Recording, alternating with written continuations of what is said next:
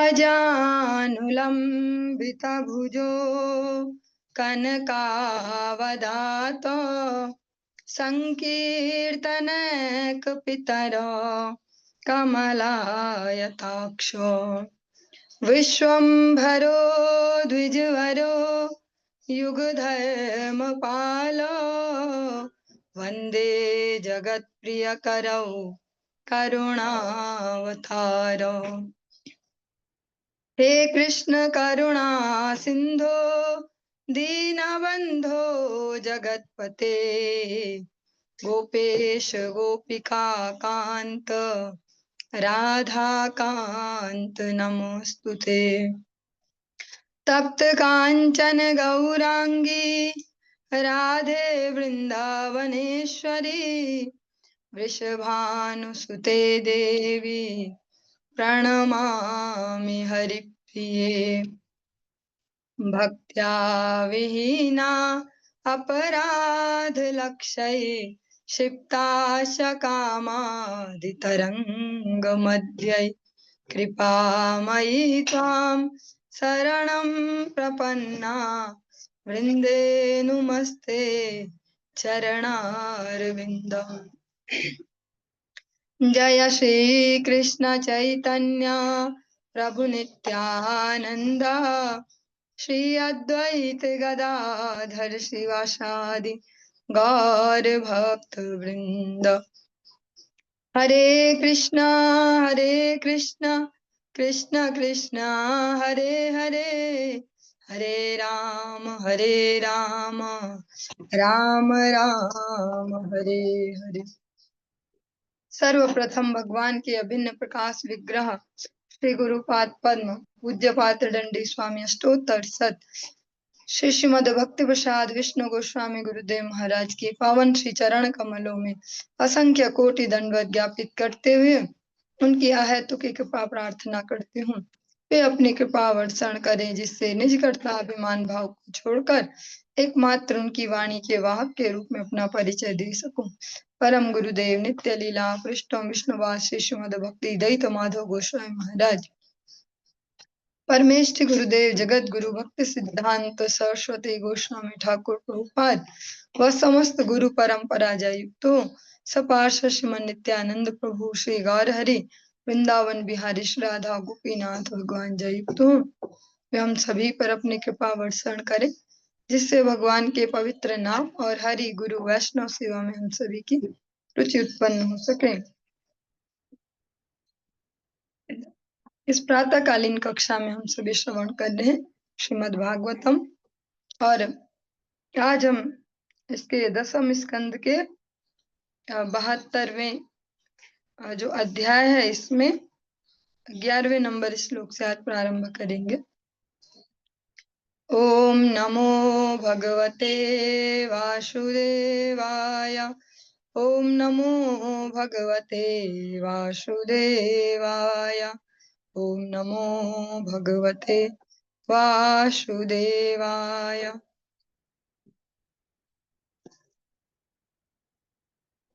जो युधिष्ठिर महाराज हैं वे राजसूय यज्ञ की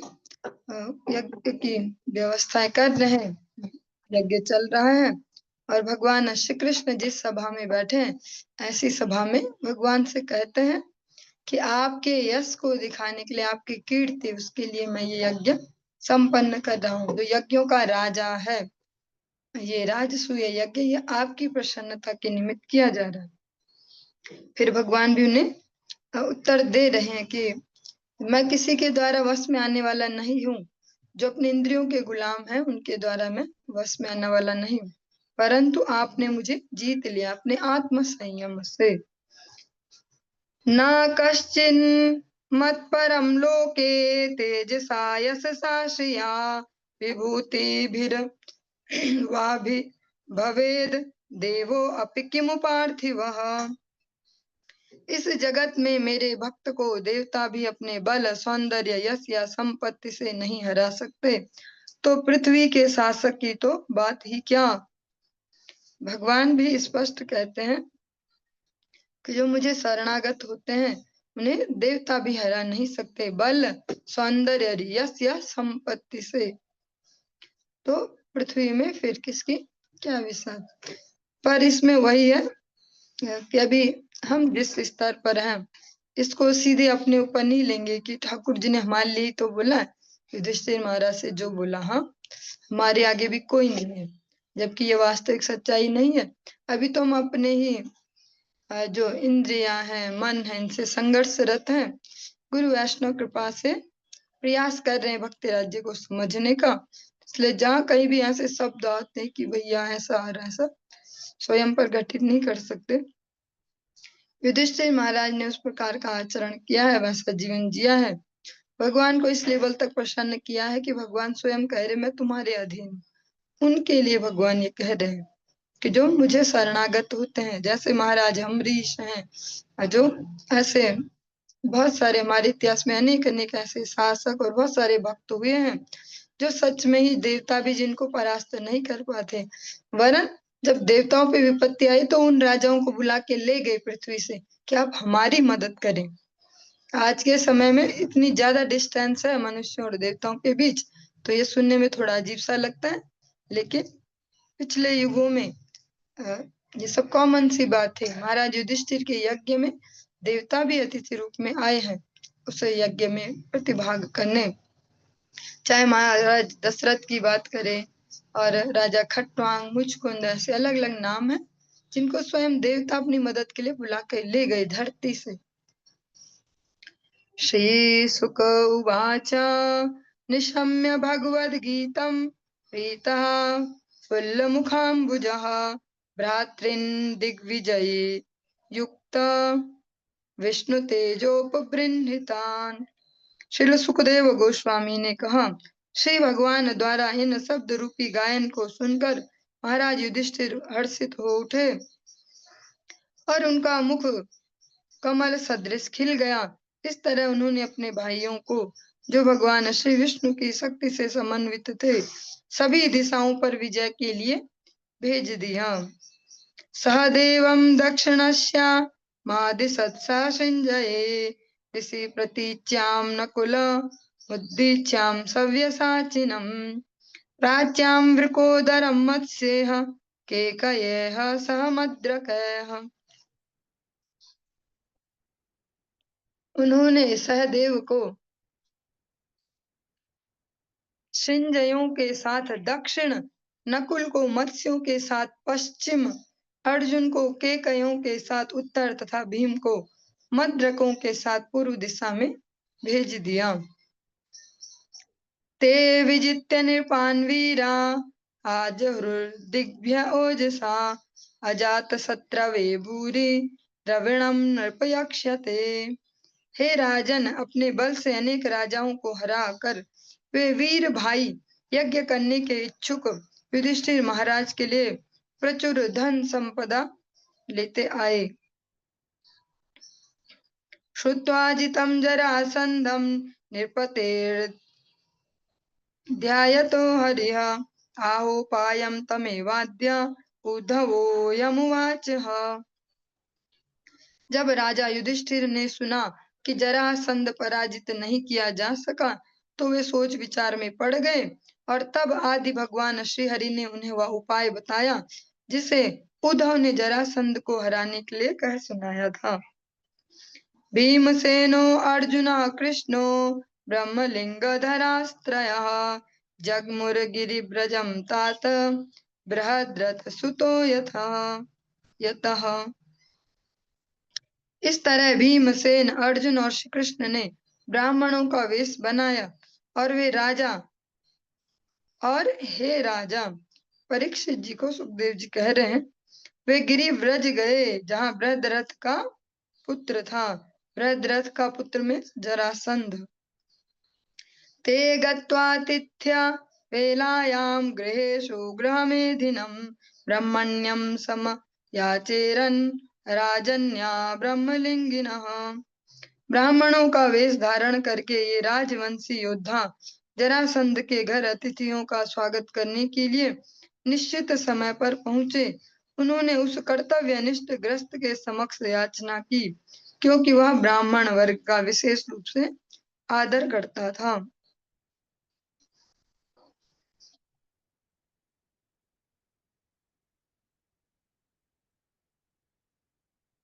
राजन् विद्यथि यतिथि न प्राप्तानर्थिनो दूरमागतान् तन्नः प्रयच्छ भद्रं ते यद्वयं कामयामहे। श्री कृष्ण, अर्जुन तथा भीम ने कहा, हे राजा, आप हमें दीन अतिथि जाने जो आपके पास दूर से आए हैं। हम आपका कल्याण चाहते हैं। हम जो भी चाहें कृपया हमें वह दे दें। किम दुर्मर्षं तितुक्षूणां किम कार्यं साधुभिः किम न देयं वदान्यानां कः परः समदर्शिनां। सहनशील व्यक्ति क्या नहीं सह सकता, दुष्ट क्या नहीं करेगा, उदार व्यक्ति दान में क्या नहीं दे देगा, और समदृष्टि वाले के लिए बाहरी कौन है। यो अनित्येन शरीरेण सतां गेयं यशो ध्रुवं नाचिनोति स्वयं कल्प स वाच्य शोच्येव सः। वह निस्संदेह निंदनीय तथा दयनीय है जो अपने क्षणिक शरीर से महान संतों द्वारा गाई गई चिर ख्याति को प्राप्त करने में असफल रहता है, यद्यपि वह ऐसा करने में सक्षम हो। मीन्स जो कह सकते हैं सक्षम होते हुए भी जिसमें सामर्थ्य है, फिर भी अपने कार्यों के द्वारा उस ख्याति को प्राप्त नहीं कर पाता, वह दयनीय है। जिसके सामर्थ्य भी हो फिर भी वो उन सेवाओं को न कर रहा हो। हरिश्चंद्रो रंति देवा उच्च वृत्तिः शिबिर्बलिः व्याधः कपोतो बहवो या ध्रुवेण ध्रुवं गताः। हरिश्चंद्र, रंति देव, उच्च वृत्ति मुद्गल, शिवि बलि, पौराणिक शिकारी तथा कबूतर एवं अन्य अनेकों ने क्षण भंगुर के द्वारा अविनाशी को प्राप्त किया है।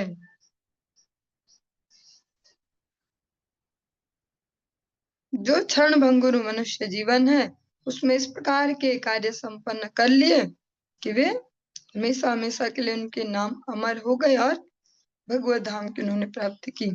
श्री शुक उवाच स्वरराकृतिभिस्तांस्तु प्रकोष्ठे ज्याहतरपि राजन्यबन्धून् विज्ञाय दृष्टपूर्वान् चिन्तयत्। श्रील सुखदेव गोस्वामी ने कहा, उनकी आवाज उनके शारीरिक डील डौल तथा उनकी कलाइयों पर धनुष की डोरियों से बने चिन्हों से जरासंध यह जान गया कि उसके अतिथि राजन्य हैं। वह सोचने लगा कि इसके पूर्व मैंने उन्हें कहीं ना कहीं देखा है। जो जरासंध है वो भी ऐसा नहीं बोलेंगे कि मूर्ख सा व्यक्ति जिसको कोई मूर्ख बना दे। उनकी जो बोलने की शैली है, जो आवाज के भारीपन, मधुरता, जो भी शारीरिक बनावट और धनुष के जो निशान हैं, जो डोरी खींच खींच के उनके शरीर में इस प्रकार के लक्षण देख के वो समझ गए कि ये कोई क्षत्रिय वर्ग है, शासक हैं। और वो याद करने लगे कि कहीं न कहीं ने देखा तो है मैंने। राजन्य बंधवो हेते ब्रह्मलिंगानि विप्रति ददानि भिक्षितं तेभ्यः आत्मानमपि दुस्त्यजम्। जरासंध ने सोचा, ये निश्चित रूप से क्षत्रिय कुल के सदस्य हैं जिन्होंने ब्राह्मणों का वेश बना रखा है, फिर भी मुझे इनको दान देना चाहिए, भले ही वे मुझसे छोड़ने में दुष्कर मेरा शरीर ही क्यों न मांग ले।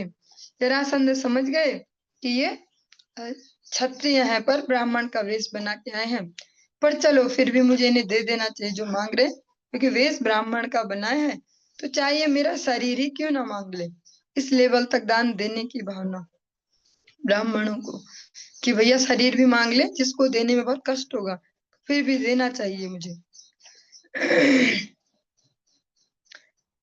बलेनु श्रूयते कीर्तिर्वितता दिक्ष्वकल्मषा ऐश्वर्याद् भ्रंशितस्यापि विप्रव्याजेन विष्णुना श्रियं जिहीर्षतेन्द्रस्य विष्णवे द्विजरूपिणे जाननपि महीप्रादात् वार्यमाणोऽपि दैत्यराट्। निस्संदेह बलि महाराज की निष्कलंक ख्याति विश्व भर में सुनाई पड़ती है। भगवान श्री विष्णु बलि से इंद्र का ऐश्वर्य वापस लेने की इच्छा से उसके समक्ष ब्राह्मण के वेश में प्रकट हुए और उसके शक्तिशाली पद से उसे नीचे गिरा दिया। यद्यपि दैत्यराज बलि इस छल से परिचित थे और अपने गुरु द्वारा मना भी किए गए थे, तो भी उन्होंने श्री विष्णु को दान में सारी पृथ्वी दे दी। तो जरासंध वो इस प्रकार से विचार करते हैं कि जो महाराज बलि हैं, आज भी उनकी निष्कलंक ख्याति संपूर्ण कह सकते हैं सभी लोकों में, केवल धरती में नहीं समस्त लोकों में प्रचारित है। उनके पास भी भगवान स्वयं श्री भगवान नारायण आए कि इंद्र का साम्राज्य वापस दिलाने। बलि जान भी गए कि ये भगवान है, छल कर रहे हैं, उनके गुरु ने भी बोल दिया, फिर भी वे पीछे न हटे।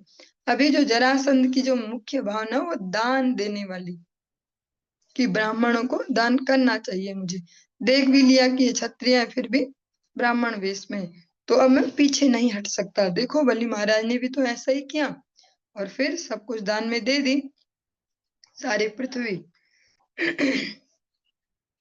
जीवता ब्राह्मणार्थाया को न वर्थ छत्रबंधुना देहेन पतमानेन नेहता विपुलम यशः। उस अयोग्य क्षत्रिय से क्या लाभ जो जिए जाता है, किंतु अपने नश्वर शरीर से ब्राह्मणों के लाभार्थ कार्य करते हुए स्थायी यश प्राप्त करने में सफल रहता है।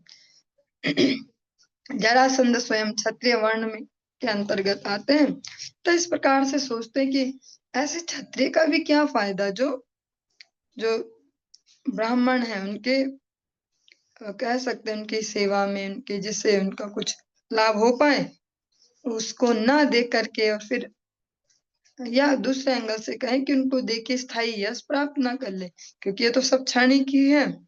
इस प्रकार से जो जरासंध विचार कर रहे हैं। इत्युदारमतिः प्राह कृष्णार्जुन वृकोदरान् हे विप्राव्रियतां कामो ददाम्यात्म शिरो अपि वह। श्रील सुखदेव गोस्वामी ने कहा, इस प्रकार संकल्प करके उदार जरासंध ने श्री कृष्ण, उदार यहाँ पर दान के संदर्भ में कहा गया क्योंकि वह ब्राह्मण से भी है, एक प्रकार से तो उदार कहा गया। ने श्री कृष्ण अर्जुन और भीम से कहा, हे विद्वान ब्राह्मणों, आप जो भी चाहो चुन सकते हो, मैं आपको दूंगा, चाहे वह मेरा सिर ही क्यों न हो। मेरा सिर ही अगर मांग लेते आप तो मैं वो भी दे दूंगा।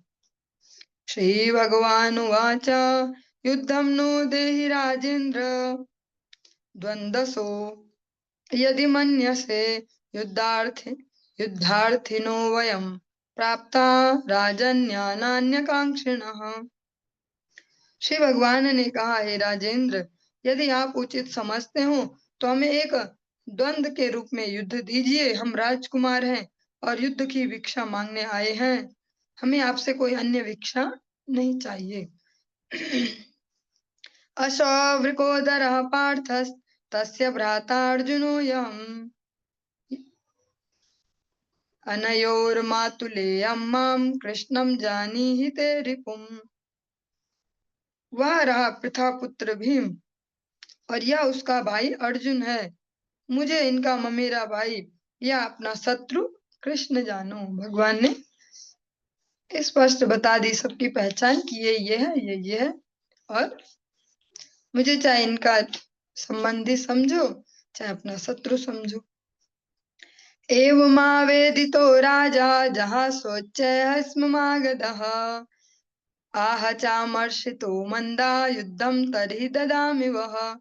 श्रील सुखदेव गोस्वामी जी कहते हैं, इस प्रकार ललकारे जाने पर मगधराज जोर से हंसा और उपेक्षा पूर्वक बोला, बहुत अच्छा, अरे मूर्खों, मैं तुमसे द्वंद्व युद्ध करूंगा। न त्वयाभिरुणायोत्स्ये युधि विक्लव तेजसा मथुरां स्वपुरीं त्यक्त्वा समुद्रं शरणं गतः। लेकिन हे कृष्ण, मैं तुमसे युद्ध नहीं करूंगा क्योंकि तुम कायर हो। तुम्हारे बल ने युद्ध के बीच में ही तुम्हारा साथ छोड़ दिया था और तुम अपनी ही राजधानी मथुरा से समुद्र में शरण लेने के लिए भाग गए थे। तुम रण छोड़ो, तुम भगोड़े हो, मैं तुमसे युद्ध करूंगा नहीं। अयम तु वयसा तुल्यो नाति सत्वो न मे समः अर्जुनो न भवेद् योद्धा भीष्मस्तुल्य बलो मम। जहां तक इस अर्जुन की बात है, वह न तो आयु में मेरे समान है, न ही अत्यधिक बलशाली है, क्योंकि वह मेरे कह सकते हैं टक्कर का नहीं है, जोड़ का नहीं है, अतः उसे प्रतिद्वंदी नहीं बनना चाहिए। किंतु भीम मेरे ही समान बलशाली है। भीम की भी एज तो उतनी बड़ी नहीं है जरासंध जितनी, क्योंकि जरासंध की जो पुत्रियां वे कंस की पत्नियां हैं, तो एज डिफरेंस तो है काफी, पर बल में समान है। इसलिए तुम तो भगोड़े हो, तुमसे इसलिए युद्ध नहीं करूंगा। अर्जुन न तो बल में न एज में मेरे जैसा, हाँ भीम थोड़ा बल में है तो उसके साथ करूंगा। इत्युक्त्वा भीमसेनाया प्रादाय महतीं गदां द्वितीयां स्वयमादाय निर्जगामा पुरात् बहिः। यह कहकर जरासंध ने भीमसेन को एक बड़ी गदा दी, दूसरी गदा स्वयं ली और नगर के बाहर चला गया।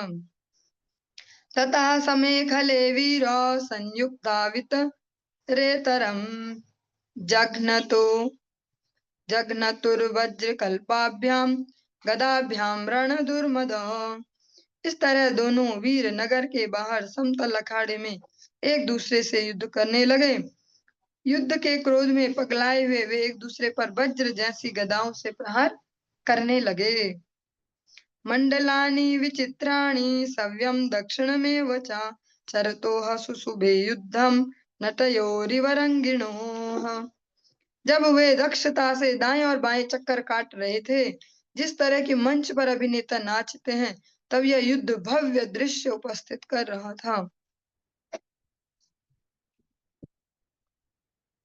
ततश्चट चटा शब्दो वज्र निष्पे शसन्निभः गदयोः क्षिप्तयो राजन दंतयोरिवदन्तिनो।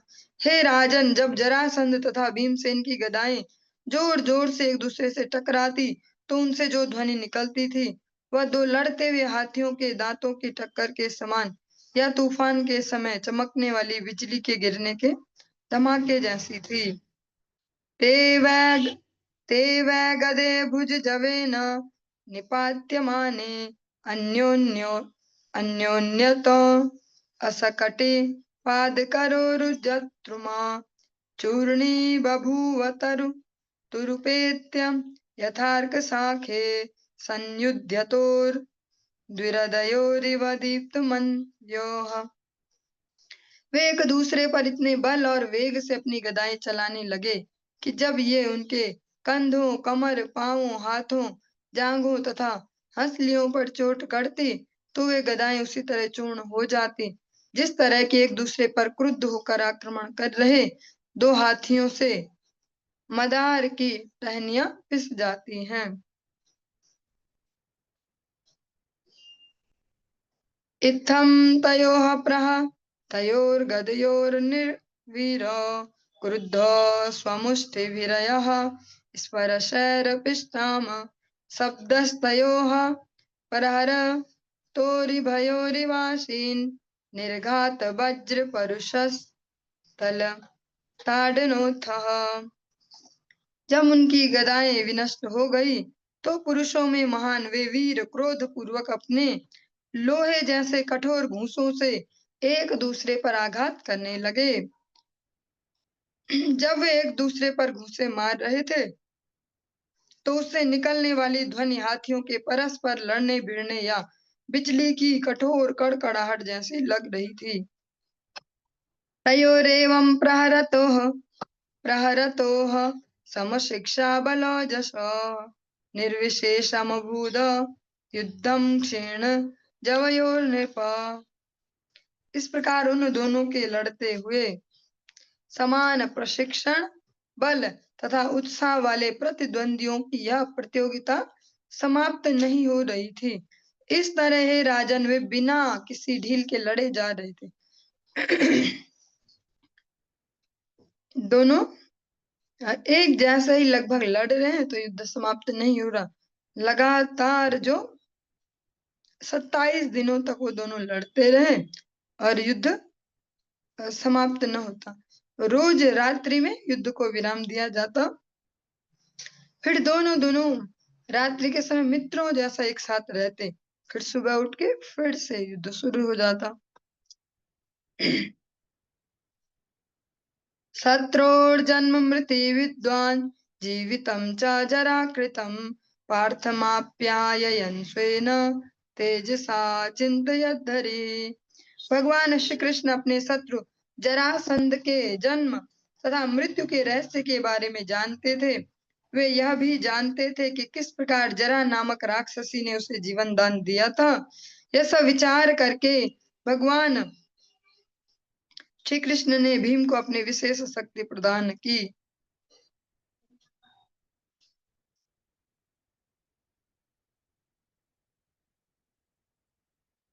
तच्चिन्त्यारि वधोपायम् भीमस्यामोघदर्शनः दर्शयामास विटपं पाटयन्निव संज्ञया। शत्रु को किस तरह मारा जाए इसका निश्चय करके उन अमोघ दर्शन श्री भगवान ने एक वृक्ष की टहनी को बीच से चीर कर भीम को संकेत किया। तद विज्ञाय महासत्वो भीमः प्रहरतांवरः गृहीत्वा पादयोः शत्रुं पातयामास भूतले। इस संकेत को समझकर योद्धाओं में सर्वश्रेष्ठ उस बलशाली भीम ने अपने प्रतिद्वंदी के पैर पकड़कर उसे भूमि पर पटक दिया। क्योंकि जो जरासंध है वो दो भागों में जन्म उनका हुआ था, तो इस प्रकार से इनको जंगल में छोड़ दिया गया था कि ये मनुष्य जैसा भी प्रॉपर कुछ दिखता नहीं। और जो उनके वहां फिर एक जरा नाम की राक्षसी ने अपने जो आसुरी विद्या से उसको जोड़ा, उसको जीवित किया। भगवान इस रहस्य को जानते हैं। अतः जब भीमसेन 28वें दिन अपनी अक्षमता दिखाते हैं कि अब बस का नहीं है, ये तो मरता ही नहीं है, तो कहाँ जाएगा युद्ध, तो भगवान दिखाते हैं एक टहनी को चीर के कि ऐसे अलग अलग कर दिया जाए। एकं पादं पदाक्रम्य दोर्भ्यां मन्यं प्रगृह्य सः गुदतः पाटयामास शाखामिव महागजः। भीम ने अपने पांव से जरासंध के एक पांव को दबा दिया और दूसरे पांव को अपने हाथों से पकड़ लिया।